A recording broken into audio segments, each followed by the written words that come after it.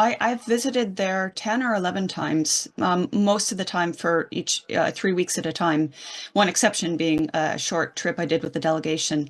And most of that time was throughout 2022. I did actually also go in 2019. And I mentioned that because for those who think this all began in February 2022, well, clearly we know it did not.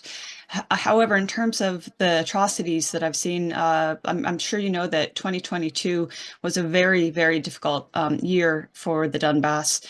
Ukrainian attacks, Ukrainian terrorism was rampant and incessant. And as it turned out, I would go there for a few weeks and come back to my home for a few weeks and then back and forth. And each time I was there, some horrific atrocity occurred from the Ukrainian side against the civilian population of the Donbass. So, for example, in September, fast forward to September, there was a period of just 5 days in which on 3 days within the 5 day span, Ukrainian terrorism on the center of the city of Donetsk, which again, it must be emphasized, there's nothing military there. It's totally civilian. In the space of 5 days, that this Ukrainian terrorism killed 26 civilians, I believe it was. And I went to each of the sites right after the Ukrainian army struck there and saw horrific scenes of bodies torn apart, body parts littered down the street. And on one particular day, there were so many people in the same region where the shell hit that their bodies were not recognizable. I could not tell how many bodies were there. I knew the number who had been killed that day and in that region, but I couldn't myself discern in between the pile of bodies. So that was horrific. I mean, I've seen my share of innocent civilians killed, whether in Palestine, Syria, or the Donbass. It's never easy, but that particular stretch of time was just shocking because it was just so incessant. And just 2 or 3 days prior, Ukrainian shelling, again, the very center of like Artyoma Street, very center of Donetsk, killed 6 people. And I had just arrived in the city, and there was still one woman lying, excuse me, on the sidewalk and being taken away.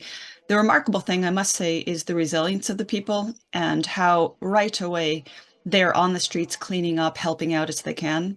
They have this tenacity that, again, I've seen in other areas, conflict or war zones. And it's quite commendable and commendable. In that 5 day span, the third attack was about 2 days after the larger attack, and this one, this Ukrainian attack hit right near the central market in Donetsk, where there's also a nice, lovely church, and there's a tram line going in front of the market, and that's where the strike hit, hitting a bus, burning alive 2 people inside that bus and killing 4 other people. Again, bodies on the streets. So that was just September. Of course, I saw many other attacks in June, in April, for example, also a market in Kirovsky, Western Donetsk. But also, I think what's really, because we know these Ukrainian terrorist attacks have been ongoing since 2014, particularly starting in Gorlivka, but throughout the Donbass.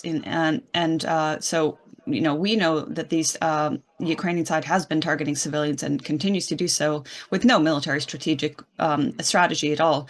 But I think in terms of a Western audience, well, they should be aware that most of the weapons Ukraine is using is coming from the West, whether France, the US, or other countries.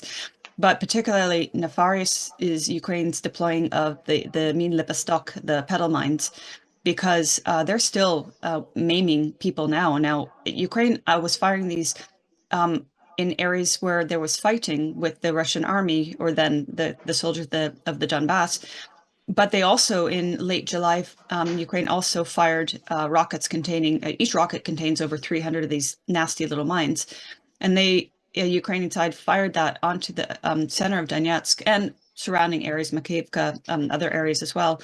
But the next morning, well, that evening, even people started becoming victims of these mines because they had no idea they were there. The next morning, I went with other journalists to see them. And what I found so nefarious is that you know you're looking for them, but you can't see them. They blend in so well with the background. And even if there's something indicating, whether it's an egg carton on top or nearby, or an actual chalk arrow saying mean, I remember looking and straining my eyes to see them. And I was horrified by that, because if you know they're there and you're looking for them, you still can't see them. It just means that's how dangerous they are, because although they're tiny, they're very powerful, and they rip off feet or hands, depending on how you touch it.